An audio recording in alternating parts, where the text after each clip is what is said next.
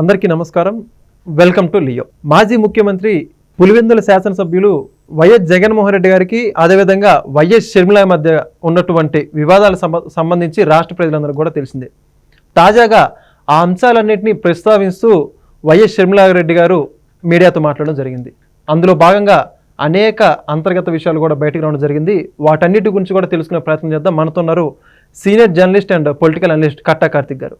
కార్తిక్ గారు నమస్కారం. వైఎస్ షర్మిల గారు వాళ్ళ అన్న జగన్మోహన్ రెడ్డి గారి క్యారెక్టర్ గురించి మాట్లాడుతూ కొన్ని వ్యాఖ్యలు చేశారు. అసలు జగన్మోహన్ రెడ్డి గారికి క్యారెక్టర్ గురించి, విలువల గురించి మాట్లాడే అర్హత ఉందా? ఈరోజు ఆయన క్యారెక్టర్ బాటిల్లో నుంచి కింద పోసిన నీళ్ళు ఏ విధంగా అంటే సున్నా అని చెప్పి చెప్పడం జరిగింది. జగన్మోహన్ రెడ్డి గారు ఏ విధంగా అయితే మొన్నటి రోజున చెప్పారు, దాని గురించి కౌంటర్ ఇస్తూ ఏమంటారు దీని గురించి మీరు? జగన్మోహన్ రెడ్డి గారికి క్యారెక్టర్ లేదని డైరెక్ట్గా జగన్మోహన్ రెడ్డి గారి సోదరి షర్మిల గారు చెప్పారు. దానికి కొన్ని ఉదాహరణలు కూడా చెప్పారు. ఏం చెప్పారు అంటే, షర్మిల గారు జగన్మోహన్ రెడ్డి గారిని విభేదించటం, విమర్శించడం ఇలా కొత్త కాదు. కాకపోతే ఆ పాయింట్స్ మనం చాలా కీలకంగా చూడాలి. ఏ రకంగా విమర్శించాలి అనేటువంటిది. ఎందుకంటే అన్నాన్ని చెల్లి అంత తొందరపడి తిట్టదు. కానీ తిట్టిన తిట్లు కూడా ఎలా ఉన్నాయంటే, తల్లి క్యారెక్టర్ని అవమానించినటువంటి వ్యక్తి జగన్మోహన్ రెడ్డి అనేది. ఎందుకంటే షర్మిల అక్రమంగా పుట్టింది విజయమ్మకి అని చెప్పేసి అన్నాడు అని చెప్పేసి. మరి ఆ మదం ఏంటి? ఆ ప్రచారం చేపించడం ఏంటి? ఇప్పుడు అక్రమంగా పుట్టడం అంటే దాని అర్థం ఏంటి? అసలు విజయమ్మ గారి క్యారెక్టర్ని శంకించడమా జగన్మోహన్ రెడ్డి గారు? What these non sense? ఒక తల్లి మీద కొడుకు చేయాల్సిన అభాండమా ఇది? అసలు ఏం మాట్లాడదలుచుకున్నాడు జగన్మోహన్ రెడ్డి గారు? ఇంకొక విషయం కూడా మనం మాట్లాడుకోవాలి. జగన్మోహన్ రెడ్డి గారికి, విజయసాయి రెడ్డి గారికి క్యారెక్టర్ గురించి, క్రెడిబిలిటీ గురించి జరిగిన యుద్ధంలో షర్మిల గారు ఏర్పెట్టారు నిజానికి. అసలు జగన్మోహన్ రెడ్డి గారు, విజయసాయి రెడ్డి గారు క్యారెక్టర్ గురించి కొట్టుకోవడం ఏంటి? వీరిద్దరిలో ఎవరికి క్యారెక్టరు? ఒక ఆయన A1, ఇంకో ఆయన A2. వీరిద్దరి మీద 43,000 కోట్ల రూపాయల కేసులు ఉన్నాయి 2011 నుంచి. వీళ్ళిద్దరు క్యారెక్టర్ గురించి మాట్లాడుకోవటం ఏంటి? అసలు క్యారెక్టర్ అంటే ఏంటి? ఇప్పుడు తల్లిని ఇంట్లో నుంచి నెట్టినవాడు, చెల్లిలో ఆస్తిలో వాటా ఇవ్వనన్నవాడు, కొడుకుగా పాత్ర పోషించిన వాడు, అన్నగా పాత్ర పోషించిన వాడు క్యారెక్టర్ ఉన్నవాడా? ఇంకోటి, ఇంట్లో కూర్చున్నటువంటి రాజకీయాలతో సంబంధం లేని తల్లిని తన రాజకీయ అవసరాల కోసం రాజకీయాలకు పట్టుకొచ్చింది జగన్మోహన్ రెడ్డి. 2011లో పులివెందులకు బై ఎలక్షన్ వచ్చినప్పుడు రాజశేఖర రెడ్డి గారు చనిపోయిన తర్వాత అప్పుడేమో సానుభూతి కోసం తల్లి కావాలి, తల్లి లేకపోతే రాజశేఖర రెడ్డి గారి సానుభూతి తన వైపు రాదు అనే ఒక భయం. ఆ రోజు వివేకానంద రెడ్డి గారు కాంగ్రెస్లోనే ఉంటాన్నారు జగన్మోహన్ రెడ్డి మైండ్ సెట్ చూసి. మరి ఆయన ఎదుర్కోవాలంటే విజయమ్మ కావాలి, ఒక ఉమెన్ సెంటిమెంట్ కావాలి. జైలుకి వెళ్తున్నారంటే రోడ్డు మీద తిరగడానికి ఒక ఆడపిల్ల కావాలి సానుభూతి కోసం. అప్పుడు షర్మిల గుర్తొచ్చింది.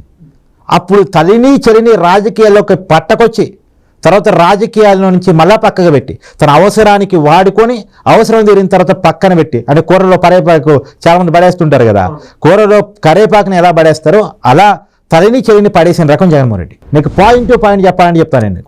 షర్మిల గారు ఎందుకు ఇంత ఆవేశంలో ఉంది అంటానికి, ఆ రోజు రాజకీయాల్లోకి తీసుకొచ్చినప్పుడు విజయమ్మ గారిని ముందు పెట్టి పార్టీ పెట్టించాడు. పార్టీ గౌరవ అధ్యక్షురాలను పోస్ట్ ఇచ్చాడు. పులివెందుల బై ఎలక్షన్ ఆమెనే నిలబెట్టాడు. ఎందుకు? ఆమెతోనే ఆ రోజు సానుభూతి వస్తుందని. మరి 2014 ఎలక్షన్స్ వచ్చినప్పుడు సిట్టింగ్ ఎమ్మెల్యే ఆమెకే టికెట్ ఇవ్వాలిగా. ఆమెను తీసుకుపోయి వైజాగ్ ఎంపీగా పెట్టాడు. ఆయన పులివెందులు తీసుకున్నాడు. సేఫ్ జోన్ సీటు, ఈజీగా గెలవగల సీటు. అధికారం వచ్చినా లేకపోయినా తన ఎమ్మెల్యేగా ఉండాలని. ఎందుకు వైజాగ్? అసలు కడపకి వైజాగ్ ఎంత దూరం? సంబంధం ఏమైనా ఉందా? అసలు వైజాగ్ ఎంపీ సీటు గెలవదని తెలిసి పంపించాడు. తల్లి గెలవకూడదు. తర్వాత షర్మిల ఎంపీ టికెట్ అడిగింది. ఇప్పుడు కష్టాలు ఉన్నాం, తర్వాత చూద్దామమ్మా, ఇప్పుడు ఫ్యామిలీ పాలిటిక్స్ అంటారా అన్నాడు. సరే అర్థం చేసుకుంది. 2014లో పార్టీ ఓడిపోయింది. అయినా తల్లిని రాజకీయాల్లో ఉంచాడు, పార్టీలో తిప్పాడు, చెల్లిని తిప్పాడు, చెల్లితో తల్లితో చంద్రబాబుకి వ్యతిరేకంగా మాట్లాడించాడు. తర్వాత 2019కి వచ్చేసరికి విజయమ్మ గారికి ఎంపీ టికెట్ కూడా ఇవ్వలేదు, వైజాగ్ ఎంపీ టికెట్ కూడా ఇవ్వలేదు. అంతకుముందు 2014లో వైజాగ్ ఎంపీ ఇచ్చాడు, 19కి వచ్చేసరికి అది కూడా ఇవ్వలేదు. ఆ తర్వాత అధికారంలోకి వచ్చాడు, ఆ ఎలక్షన్ గెలిచాడు. ఇక కథం పార్టీ గౌరవ అధ్యక్షురాలు అంతకుముందు పోస్ట్ ఉంది కదా, ఆ పోస్ట్ కూడా బీకి పడేసి నా ఇంటికి నువ్వు రావద్దు, నువ్వు పోయి హైదరాబాద్లో లోటస్ పనులు ఉండిపో అని చెప్పేసి ఇంట్లో నుంచి బయట నెట్టేశాడు, పార్టీలో నుంచి బయట నెట్టేశాడు. మరి షర్మిల నాకు ఎంపీ టికెట్ ఏంటి, ఎంపీ లేదేం లేదు, సరే ఆస్తిలో వాటా అన్నా అంటే ఆట అయింది, వాటా లేదేం లేదు అని బయట నెట్టేశాడు. అంటే ఇంత మోసం చేశాడు. ఒకప్పుడు ఆడపిల్లలు పాదయాత్ర చేయటం ఎప్పుడైనా రాజకీయాల్లో సహజంగా చూసాను. షర్మిల చేసింది. కొన్ని వేల కిలోమీటర్లు, 100 కిలోమీటర్లు తిరిగింది. ఎవరి కోసం తిరిగింది? జగన్మోహన్ రెడ్డి కోసం తిరిగింది. విజయమ్మ రాజశేఖర రెడ్డి గారు ఉన్నప్పుడు రాజకీయాలకు ఎప్పుడైనా రావటం నువ్వు చూసావా? కానీ జగన్ కోసం. అలాంటి సొంత కుటుంబాన్ని మోసం చేశాడు. పైగా వీళ్ళ మోసం చేయడం పక్కన పెట్టు, జగన్మోహన్ రెడ్డి కోసం అధికార కాంగ్రెస్ పార్టీని వదులుకొని, అంటే అప్పుడు కేంద్రంలో కాంగ్రెస్ పార్టీ అధికారంలో ఉంది, రాష్ట్రంలో కాంగ్రెస్ పార్టీ అధికారంలో ఉంది. అప్పుడు గుమ్మడి రాష్ట్రం 2011 నాటికి. అప్పుడు అధికారాన్ని కూడా వదులుకొని రాజీనామా చేసి జగన్మోహన్ రెడ్డి కోసం నిలబడ్డ బాణేని శ్రీనివాసరెడ్డి, మేకపర్జన్ సెక్రటరీ, కోటమిరెడ్డి సీతారెడ్డి, ఆళ్ళ రామకృష్ణారెడ్డి, ఆళ్ళ అయోధ్యరెడ్డి, వీళ్ళందరినీ మోసం చేశాడు జగన్మోహన్ రెడ్డి. అతనితో పాటు జైలు జీవితాన్ని కలిసి గడిపినటువంటి విజయసాయిరెడ్డిని మోసం చేశాడు జగన్మోహన్ రెడ్డి. అందరినీ మోసం చేసి నట్టేట ముంచిన జగన్మోహన్ రెడ్డి గురించి, జగన్మోహన్ రెడ్డి క్యారెక్టర్ గురించి ఎలా మాట్లాడుకునేది ఏంటి?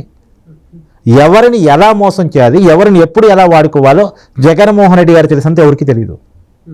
ఇవాళ పార్టీ క్యాడర్ని, అంటే అధికారులు ఉన్నప్పుడు తాడేపల్లి ప్యాలెస్లు మూసుకొని ఏనాడు పార్టీ క్యాడర్ని కాదు కదా లీడర్ని కూడా కలవని, లీడర్ కలవాలంటే సజ్జల రామకృష్ణారెడ్డిని కలవాలి, అంతేగాని జగన్మోహన్ రెడ్డిని కలవడానికి లేదు.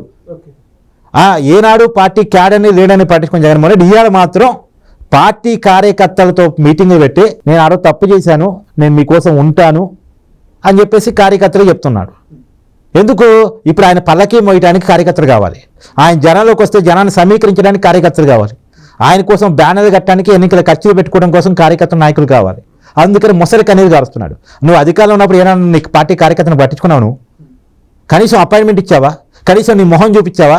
బయట జనాల్లోకి వస్తే పరదాలు కట్టుకుని వచ్చావు, అసలు జనంలో రావటమే తక్కువ. నువ్వు అదే నీకు అధికారం ఉంటే జనం కనపడరు, నాయకులు కనపడరు, కార్యకర్తలు కనపడరు, కనీసం సొంత కుటుంబ సభ్యులు కనపడరు, నీకోసం త్యాగాలు చేసిన వాళ్ళు కనపడరు, నీ పల్లకి మోసిన వాళ్ళు కనపడరు. ఇలా అధికారం పోయేసరికి అందరూ గుర్తొస్తున్నారు. సో అందుకనే షర్మిల చాలా ఘాటైనటువంటి వ్యాఖ్యలు చేస్తుంది.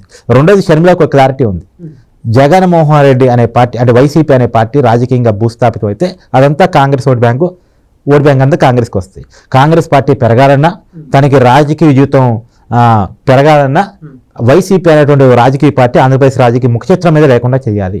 రెండోది, తనని పర్సనల్గా మోసం చేసి, తన తల్లిని మోసం చేసి, కుటుంబంలో చీరగా తీసుకొచ్చి బాబాయిని మర్డర్ చేసేసి, కుటుంబంలో ఉన్నటువంటి ఆడవాళ్ళందరినీ రోడ్డు మీద నెట్టేసినటువంటి జగన్మోహన్ రెడ్డి మీద పగ తీర్చుకోవాలి. ఒకటి, రాజకీయంగా తన ఎదగాలన్నా, రెండు, తనను మోసం చేసినటువంటి అన్న అంటానికి కూడా తను సిద్ధపడట్లేదు, కానీ జగన్మోహన్ రెడ్డి ఖచ్చితంగా పగ తీర్చుకోవాలనేటువంటి కారణం చేత తను మాట్లాడుతున్నట్టు అనిపిస్తుంది. సార్, ఇక్కడ ఇంకోటి ఏంటంటే ప్రధానంగా షర్మిల గారు మాట్లాడుతూ తన బిడ్డలు జగన్మోహన్ రెడ్డికి మేనకోడలు, మేనల్లుడు, వాళ్ళ ఆస్తులు కాజేయడానికి భారతిరెడ్డి గారు, జగన్మోహన్ రెడ్డి గారు కుట్ర పన్నారని చెప్పి చెబుతోంది. జగన్మోహన్ రెడ్డి గారి మీద లక్షల కోట్ల ఆరోపణలు ఉన్నాయి, అంటే అక్రమంగా సంపాదించని చెప్పేసి. అన్ని కోట్ల ఆస్తున్నటువంటి వ్యక్తి మేనకోడల ఆస్తుల మీద ఎందుకు పడ్డారని చెప్పేసి ఇంకో రకమైన వాదన అండి. అమ్మాయికి అడుగుతున్నావు, కానీ ఇందాక నేను చెప్పిందంటే తల్లికి అన్నం పెట్టలేక బయట నెట్టేశాడు అన్న తర్వాత, తల్లికి అన్నం పెట్టలేదు అన్న తర్వాత ఇక మేనకోడలు ఏంది, మేనల్లుడు ఏంది? తనని కడుపులో కన్నటువంటి తల్లి మీద అభియోగాలు మోపినోడు, క్యారెక్టర్ మీద మోపినోడు. ఇయర్ షర్మిల చాలా గట్టిగా మాట్లాడింది కదా, షర్మిల అక్రమంగా పుట్టిందన్నాడు విజయం గారికి. అంటే దాని ఉద్దేశం ఏంటి అసలు? ఆ మాట యొక్క అర్థం ఏంటి అసలు? అంటే జగన్మోహన్ రెడ్డి గారు ఆ మాట అనొచ్చు, అసలు ఆ మాట ప్రచారం చేయొచ్చా వైసీపీ వాళ్ళు? అంటే విజయం గారి క్యారెక్టర్ని శంకించడం కాదా? ఏ కడుపునైతే జగన్మోహన్ రెడ్డి గారు పుట్టారో ఆ తల్లి యొక్క ఎలా అంటారు అసలు? ఏ కొడుకని అంటాడా? ఇంత చేసినోడు ఏదో మేనల్లుడు ఆస్తులు, మేనగోళ్ళ ఆస్తులు లాక్కోవటం అనేది విచిత్రమైన నేను అనుకోను. కామన్ థింగ్, వాళ్ళ నేచర్ అది. సొంత తల్లిని అన్నం పెట్టలేక బయట నెట్టినోడు ఇక నా చెల్లి ఉంది, చెల్లికి బిడ్డలు ఉన్నారు, వాళ్ళకి కూడా కావాలి ఆస్తులు అని ఆలోచిస్తారని అయితే అనుకోను. ఇది జగన్మోహన్ రెడ్డి గారి, అది తెలుసుకున్నారు ప్రజలు. కోర్టులు తేల్చలేకపోయాయి, సిబిఐలు తేల్చలేకపోయాయి, ఈడీలు తేల్చలేకపోయాయి, కానీ ఆంధ్రప్రదేశ్ ప్రజలు చాలా క్లారిటీగా జగన్మోహన్ రెడ్డి మనిషి అంటే తెలుసుకున్నారు కాబట్టి 151 సీట్ల నుంచి 11 సీట్లు ఇచ్చారు. 2019లో ఎంత అభిమానంగా 151 సీట్లు ఇచ్చారో అంతే కటుగా మన 11 సీట్లు ఇచ్చారు. ఆ 11 సీట్లు కూడా ఏదో గుడ్డిగా మెల్ల గెలిచారు. మిగతా వీళ్ళు కూటమి గెలిచిన చోట ఎట్ట గెలిచారు? 90,000 majority, 70,000 majority, 60,000 majority, 50,000 majority, 40,000 majority, అంతే కదా. మెజార్టీలు కొన్ని వేలల్లో ఉంటేనేగా, 100లో మెజార్టీ ఉన్న సీట్ ఒకటన్నా ఉందా? అది పరిస్థితి. అంటే జనం తెలుసుకున్నారు. ఇప్పుడు షర్మిల గారు రాజకీయ పోరాటం జగన్ మీద ఎందుకు చేస్తున్నారు అంటే, వైసీపీ గురించి జనం తెలుసుకున్నారు కాబట్టి, జగన్మోహన్ రెడ్డి మైండ్ సెట్ గురించి జనం తెలుసుకున్నారు కాబట్టి, అది ఎస్టాబ్లిష్ చేయడం ద్వారా తన పార్టీని పెంచుకుందాం, తన రాజకీయ జీవితాన్ని ఎస్టాబ్లిష్ చేసుకుందామని ఆమె కోరుకున్నట్టున్నారు. Thank you sir. Please subscribe to Leo News for more videos.